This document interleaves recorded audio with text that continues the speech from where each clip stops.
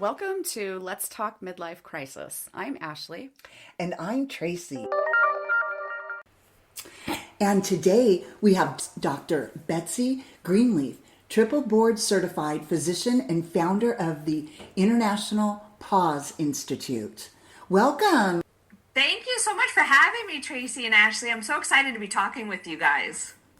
We're excited to have you. Yeah. Yeah. I was looking at your bio a little bit, and you've accomplished a lot.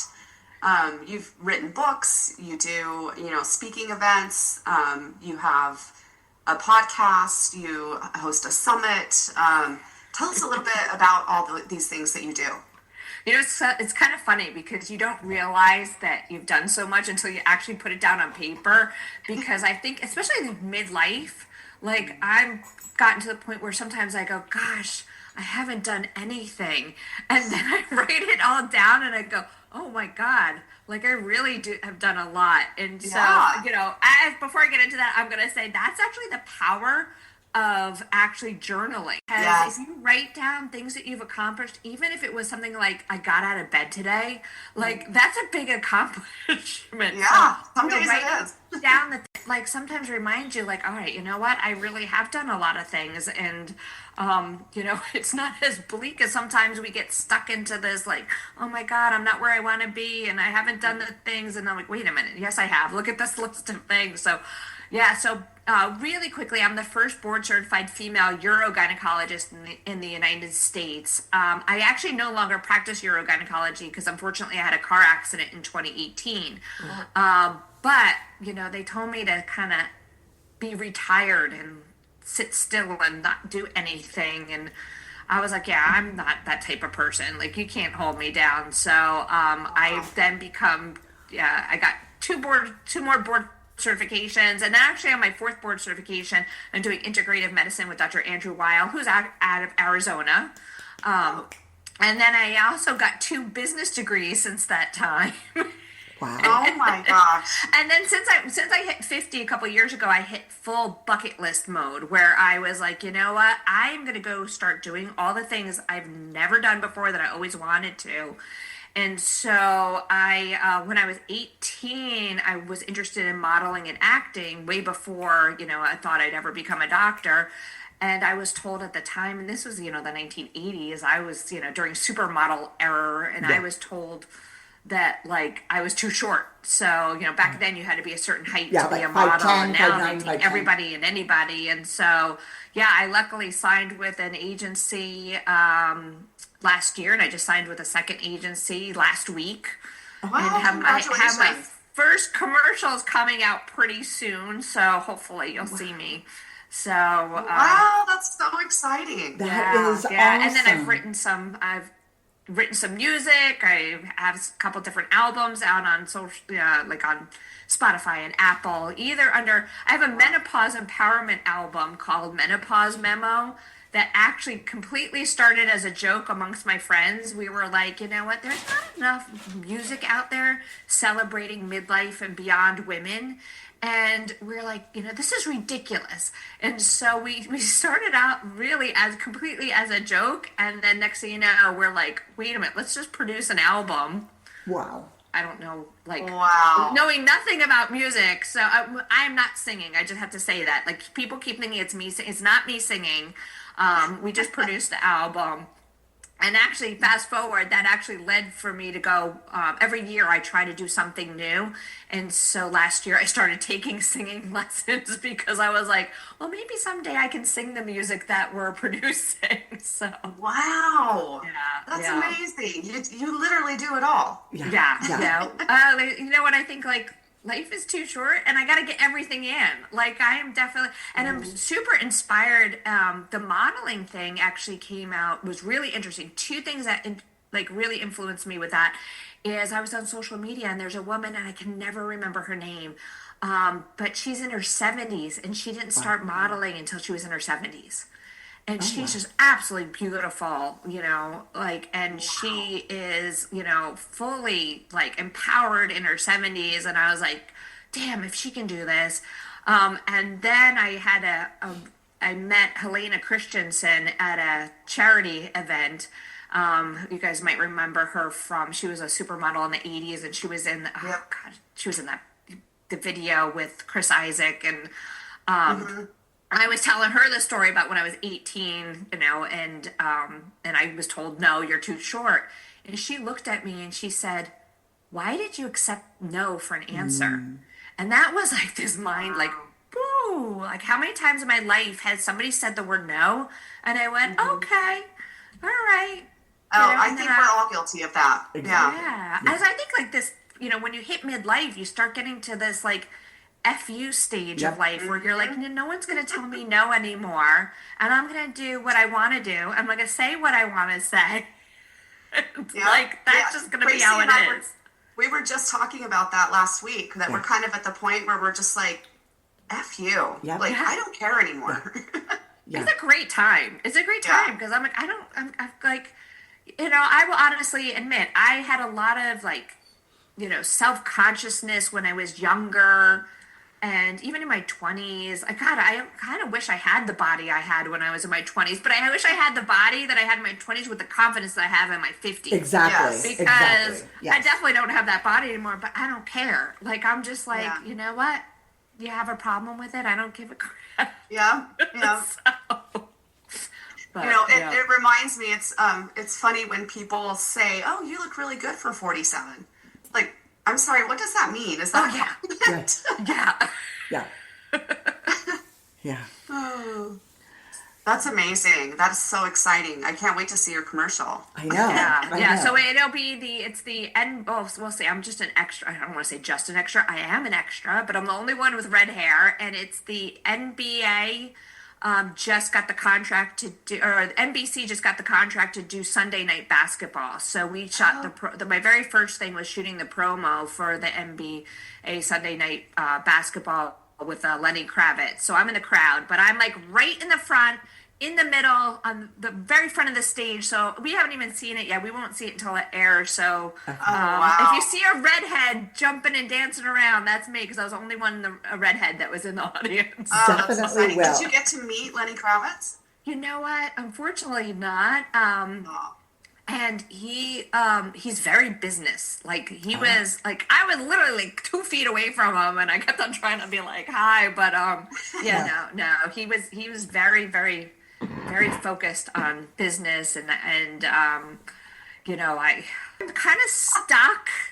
Like, this is probably gonna get out there about bad, but I'm kind of stuck between, is he like a perfectionist and maybe a little bit of an introvert was my opinion, or is he a diva? And I can't figure out which because like, I think if I was ever on a stage, I'd be talking to everybody. I'd be like, hi, how are you? Nice to meet you. Like, he did not talk to the audience at all. No. He was very focused. He didn't even talk to his band members. And they were like the band members that he like always performs with. So I kind of want to believe that he might be a little bit of an introvert and a perfectionist rather than the diva thing. Because I don't want to, talk or think badly about it. Yeah, I can see that. I mean, I've been a fan for years, and he's really kind of stayed out of the spotlight throughout his career. You don't see a lot of his personal stuff, floating around. When he was really on himself. Yeah, when he was on, he was on. And then when he was off, he was off. Wow. Like, it was like, whoa. Like that, but like when he was performing, man, did he go into that performance character and was like super personable. But when he wasn't performing, it was like almost like a complete shutdown. I'm like, interesting.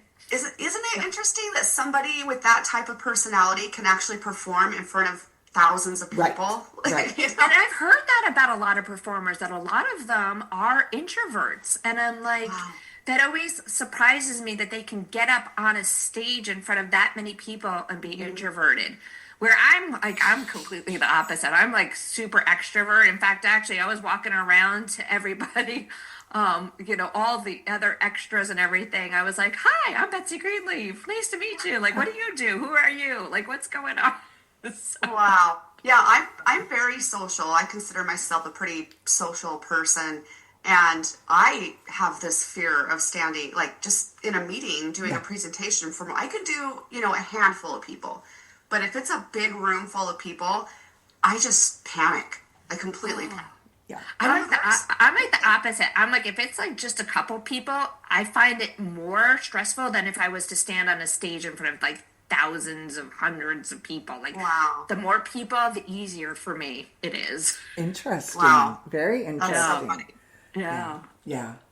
So tell us a little bit about these other projects that you've worked on to work, working with women and men in midlife. Yeah, so actually, having been a pelvic reconstructive surgeon for years, I used to do like incontinence work and prolapse. So some Right. women, 50% of women get a drooping or dropping of the bladder or the vagina or the rectum as we age, unfortunately. But I did that for many, many years, and then unfortunately, with the car accident, I can't be in the positions I need to be for surgery. And so I was teaching and speaking, and one day somebody asked me a question about menopause, and I just blurted out that I was opening a menopause clinic. It was kind of like the universe spoke through me, and I went, oh, shoot, now I really got to do this. And I think the reason being is because, and I'm seeing it now, and it's driving me absolutely crazy. Like, I think it's been too long and we need to talk about menopause, and I think it's great, and I love the fact that there are services that are readily available. Yes.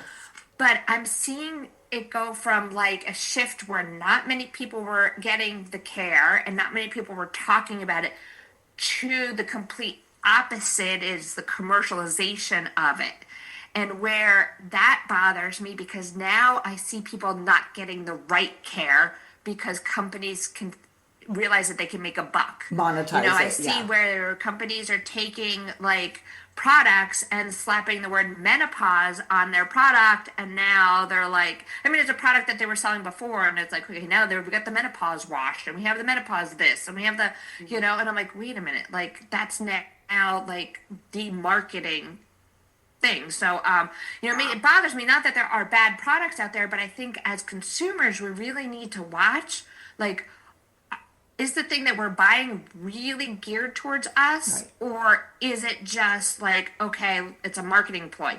Same Yeah. thing. The thing that's driving me absolutely insane is hormones, because there was a big fear of hormones, and which was definitely not warranted, and I can talk about that in a minute. But now we're seeing the opposite. Is I see people like in companies handing out hormones like they're candy, without realizing the nuances of hormones. So like oh my God, I just had a friend of mine who was telling me that she was getting testosterone pellets, and the dosage that they put in her, I was like, oh my God. And then when she was telling me what her testosterone level, what her blood level was, I was like, you are at the level of a man. Like, that's a male level hormone. Like, what is going on? And she's like, but I don't feel it. And I'm like, okay, here's the problem. And I'm just going to tell you guys about hormones. Is sex and stress cannot coexist. And that means libido, and that means sex hormones cannot coexist at the same time as stress or stress hormones. So if somebody is getting hormones and they're not, quote, working, then we need to, as practitioners, go and figure out what is the underlying stressor that is stealing those hormones and converting them into stress hormones. So this is, whether it's mental stress or physical stress or the gut microbiome, because like our gut health, which is really can be thrown off from like environmental toxins and from inflammatory foods and processed foods, like all that can be sucking away our sex hormones. So right now what I'm seeing is everyone's getting hormones thrown at them, and number one, the consumers are going, okay, well, I'm having these symptoms in midlife, it must be my hormones. And some of those symptoms might not necessarily be hormones. That's the other problem. And then people are getting thrown hormones, and when it doesn't work, they're even getting thrown more hormones into, now we're like overdosing people on hormones, which are either like they're getting extreme responses or they're getting no response and no one's looking into why, when really it's looking at the body, like really the whole body, mind, spirit aspect of health that we need to look at. And I always tell people hormones are a tool.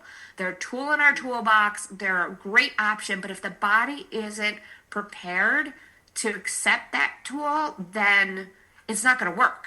You You know know? what it reminds me of is the opioid epidemic. Yes, exactly. Oh my God, you're exactly right. I didn't even think Yeah, it's about like that. patients were coming in with, these were not people that were drug addicts or anything like that. Yes.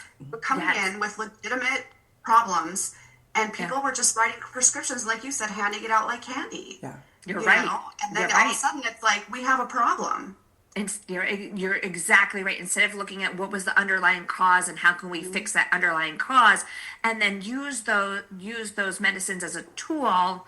Right. Yeah, it's actually, and I think it scares me because I think we're gonna get a pushback of hormones in the next couple of years. Because, all right, going back to what happened with hormones. So I came out of training right like 2001-ish.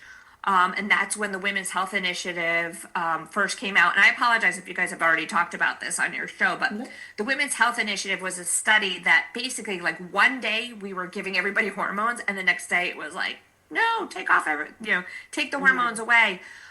There were a lot of hot flashing, pissed off menopausal women around the early 2000s, let me tell you. Oh, But yeah. people got scared because they were being told that hormones caused heart disease and cancer. And really, the whole reason that really even became an issue was because it got reported in the New York Times. And so it got blown out of proportion.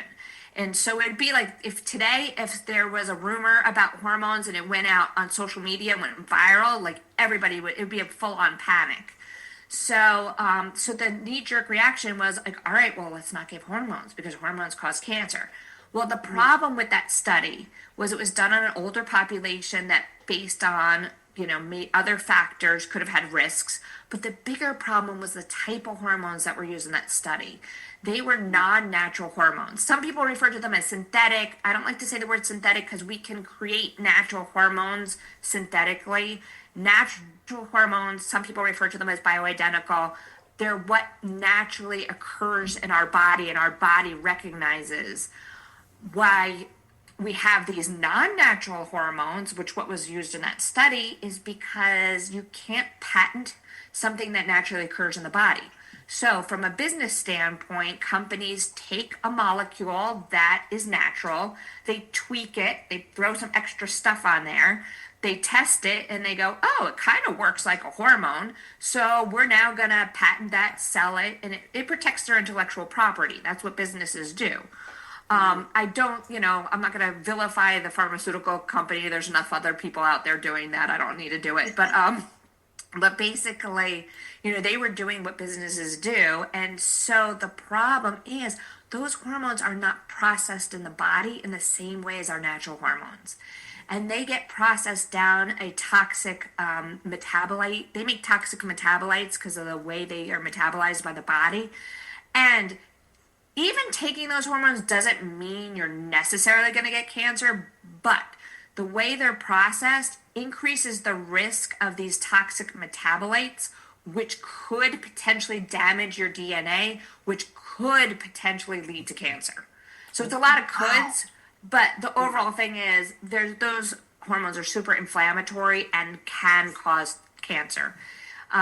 And it was more of a problem with the estrogen progesterone arm of that study than the estrogen only. In fact, when they looked at the estrogen, even though it was like, quote, the bad estrogen, they weren't seeing the levels of breast cancer and heart disease that they saw in the progesterone and estrogen arm.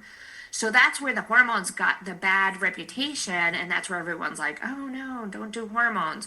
When now we know that when we're using natural hormones, as long as they're in balance, and I think that's where we're going to see the problem. Hormones in balance are not going to go down that toxic pathway as long as everything else is balanced and those pathways are supported with other healthy lifestyle choices. Now we start overdosing people on healthy hormones, and the body's going to get overwhelmed, and some of it's going to spill into that toxic metabolite pathway, and now we're going to see problems. So I think that's what we're going to I think pretty soon, because of the fact that they're being handed out like candy, I think we're going to start seeing problems, and they're going to go, oh yeah, look, they do cause cancer. No, they don't. They don't, as long as they're in balance. But when you overdose anybody on anything, there's a problem. Right. I mean, this is why, unfortunately, women who are obese, and I don't like the word obese, in medical terms, obese is a medical terminology, Right. but in in the general population, the word obese is a more of a, is a Negative. more of a bad Yeah. word. Yeah. And it's kind of a judgment word, and it is purely not. Sometimes I say like the lipose endowed, like people who have just a little extra fat. They are at increased risk of these hormonal related cancers because fat tissue will convert estrogen. So they tend to have higher estrogen levels and have more risk of things like breast cancers, uterine cancers, because their hormones are out of balance. So it's really a balance thing. And even oh my gosh, I'm gonna like, you got me guys all revved up now. So Yeah. I get frustrated, like even our organizations like the American College of OBGYN like will say, look, if you put people on hormones, put them on like the lowest amount for the least amount of time and get them off as soon as you can, because they don't really have the balls to say like, what actually to do with these hormones. And I think the other problem that we run into is there's not a lot of research, and there's not a lot of research because natural hormones can't be patented, and there's no research dollars unless you're making money off of those hormones. Right, So right. it becomes this like crazy vicious like circle. But like the hormones aren't bad; it's how they're being used and making sure we're using the right hormones. But I think also we need to look at the whole body, and like for example, brain fog, very common symptom in menopause and life Midlife after women, 40. yep. A lot of times that gets blamed on hormones, but that can be dehydration. So Wow. dehydration, like the 75% of Americans don't drink enough water. Yeah, We I know know that. that. Yeah. I mean, I'm guilty of it, even though I tell people all day long, drink more fluids. Yeah. I'm Right. guilty of it. What the two most common symptoms of dehydration are fatigue and brain fog. So, like, if you make sure that that part of your life is taken care of, then the hormones will work better. Like, or maybe you don't need hormones. So, because I'm seeing something also on social media too right now. It's like we have two like sides of this coin, where there are people that have this opinion that everybody should be on hormones, Yeah. and then there's the opinion like, no, you shouldn't. Like, it should be all natural. Where I am is that's a personal decision. Yeah. Like, I think it's totally a personal decision. There's some people that hormones are great for and make a big difference in their lives. And there's some people who it isn't great for, or there's some people like going completely natural and just living your life is perfectly fine. So I think it really, when it comes down to it, it's complete personal decision. And at the same time, I'm sorry, I didn't mean to interrupt, but No, like it's okay, go ahead. at the same time, the other thing that drives me crazy is lab normals. Like, so we can test, there's so many different ways to test hormones, but I find that there are practitioners who adjust people's hormones based on their labs. Yeah. And here's what I like to tell people. Like, your body might not follow the textbook. Like, your labs might not be the same as what, and like, so when labs report a normal value, it's also not even standardized based on people. It's standardized based on what that laboratory sees as an average range of the people that are coming in. So that's why different laboratories also have different ranges. I'm so glad you brought this up, because I was going to say, how difficult or simple is it for physicians to look at that? And because it's basically blood work you get done. You get labs done and they read your report. How difficult or simple is it for you guys? Because like Tracy said, we're all different. We're all it's very difficult.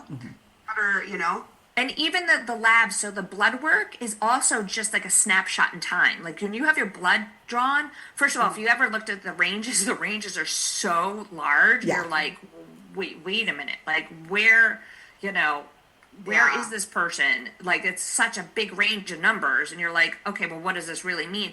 But the blood work is only a snapshot in time. It's like what your hormones were the moment they drew your blood. You walk out of that lab, it could be different. Like our hormones are different in the morning than they are in the evening. So it could be depending on the time that you're drawing it. For men's testosterone in northern hemispheres are higher in August and September and lower in January and February. So there's a seasonal variation too. And also, if a woman's still menstruating, there's going to be like like cycle variation. So there's so many different factors. There's some other tests that are a little bit more accurate. There's saliva testing, and there's what's called dried urine testing, which I prefer those types of tests. They kind of show more of what's in your tissue, but the problem with those tests, they are quite pricey and not covered by insurance. Of course not. So, and there's not a lot of research on them. So it's like we don't really have a perfect way. But I think now research is being done. So for the next generation of young women, there should be some viable research that wasn't available for our generation. yeah, but right? you also have to always remember research is done when there's money for research. Right.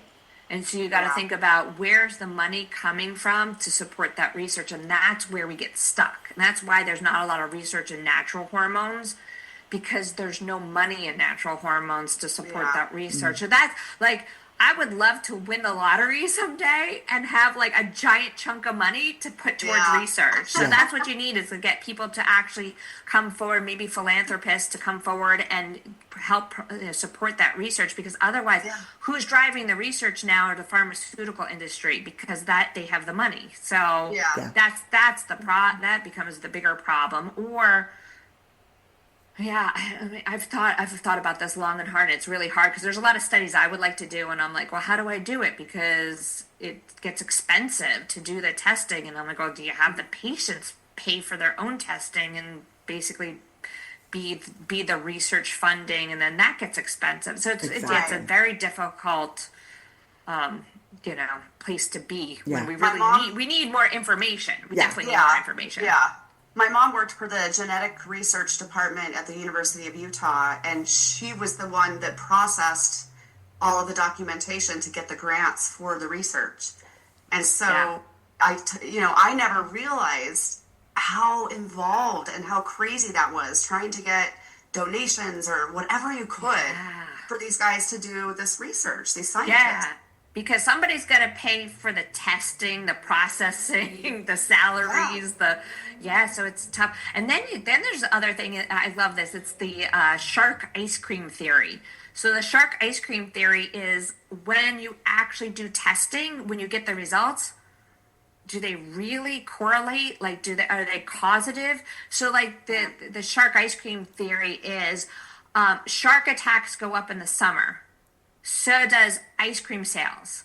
So do higher ice cream sales cause shark attacks? Oh, I get it. That's it's like, so that's the other thing is like when we get results, like are the results, does it mean that A is really causing B, or is it just completely, totally separate things? So that's because there's so many factors that go into the human body. And like, do we really know what's causing what? Right. Is it related? Is it not related? Is it just completely separate? Like sometimes you just don't even know, even when you do the research. So. Right. Yeah. So if our listeners wanted to reach out to you, how would they go about finding you? And we can put all of the links in our show notes as well. But awesome. Yeah. So basically there's the International Pause Institute. That's where I help people live their best life 40s forward. And we look into all the different factors of hormones. Okay. But you can go to the Pause, like PAUSE Institute, .com. And there's a free hormone test that you can take. Even if you just want to kind of get an idea, like based on those answers, like, ooh, should I be seeing somebody about my hormones? You can take that free test. And then I also have the pelvicfloorstore.com. And you know what? Actually, if you use the word, I'll give you guys a code. If you use crisis, to talk about midlife crisis, if you use the code crisis, all case letters, that'll get you 10% off. And I sell a lot of different pelvic health products, from healthy lubricants to supplements to intimate devices, all on the Pelvic Floor Store. So that's great. And then finally, I'm all over social media. Usually it's Dr. Betsy Greenleaf or Dr. B Greenleaf. You can find me pretty much all over. I have a couple different Instagrams because I occasionally get kicked off for saying the word vagina. So it's just as I start getting my Instagram like up to like high numbers, I'll say something that the Instagram gods don't like, and then I get kicked off. They ban you. Right. Yeah. Right. Then I have to start again. Wow. And you have a symposium coming up in New York in February as well, right? So we'll put a link to that as well in our show notes in case anybody would like to join you there.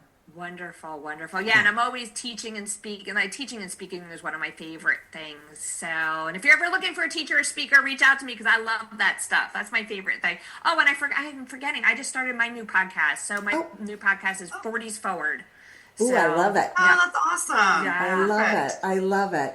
Well, Yeah. thank you so much for being with us today. We truly appreciate having you on our show. Perhaps we can have you back in the future. I feel like we've left a lot on the table. Yeah, Yeah. definitely. I'm always around. I'd love to come back. So just let me know.